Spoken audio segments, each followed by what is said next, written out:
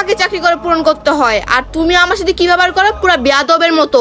R by the way, তুমি নিজেকে একটা বার দেখো, পুরো ফকিন্নির মতন থাকো, আর আমাকে দেখো। এই ড্রেস আপটা আমার বয়ফ্রেন্ড আমাকে গিফট করছে, আর প্রত্যেকটা সপ্তাহে দামি দামি ড্রেস আপ আমাকে গিফট করে। সত্যি বলতে জানো, তোমাকে সবার সামনে আমার হাজবেন্ড বলে পরিচয় দিতে আমার লজ্জা করে। তোমাকে কতবার বলছি নিজেকে একটু চেঞ্জ করো, একটু স্মার্ট বানাও। তুমি এতটাই কিপটা, তোমার দাড়ি মোছটাও কাটো না, সাদা চুলটাও না, শুধু তুমি কাজ কাজ কাজ নিয়ে পড়ে থাকো। নিজেকেও একটু স্মার্ট বানাতে পারো না, আমাকেও তুমি একটু সময় দিতে পারো না। কি মনে, এখন আমি তোমার কাছে একজন অবহেলার পাত্র হয়ে গেলাম? কিন্তু বিয়ের আগে তো তুমি আমাকে অনেক কথা বলছিলা, যেমন আছে অমন থাকলে সারা জীবন তুমি আমাকে অনেক ভালোবাসবা। আর এখন কিনা আমাকে তোমার ভালোবাসতে আর ভালো লাগতেছে না? আমি এতটাই তোমার কাছে জঘন্য হয়ে গেছি, আমার সাথে থাকতেও তোমার এখন ঘৃণা লাগতেছে? বাস, অনেক বলছো তুমি, তোমার সাথে আমি আর কোনো সম্পর্ক রাখবো না। তোমাকে ডিভোর্স দিতে হবে না, আমি তোমাকে ডিভোর্স দেবো। যে মেয়ে স্বামীরকে পরকিয়া করে তার সাথে সম্পর্ক রাখতে না রাখা অনেক ভালো। আরে পাগল, তুমি কি আমাকে ডিভোর্স দিবা? আমি তোমাকে ডিভোর্স দিব। আমি অনেক আগে থেকে ভাবতেছিলাম তোমাকে ডিভোর্স দিয়ে আমি আমার বয়ফ্রেন্ডকে বিয়ে করে নেব।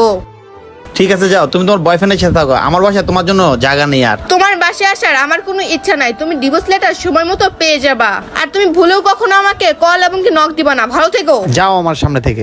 বন্ধুরা, একটা কথা মনে রাখবেন, পরকে একটা হারাম সম্পর্ক, এই সম্পর্কে কেউ জড়াবেন না। আমাদের এই ভিডিওটা আপনাদের কাছে ভালো লেগে থাকলে অবশ্যই টাইমলাইনে পাঠিয়ে দেবেন। ধন্যবাদ সবাইকে ভিডিও দেখার জন্য। নতুন কেউ থাকলে অবশ্যই আমাদের ফলো করবেন, লাইক শেয়ার কমেন্ট করতে ভুলবেন না।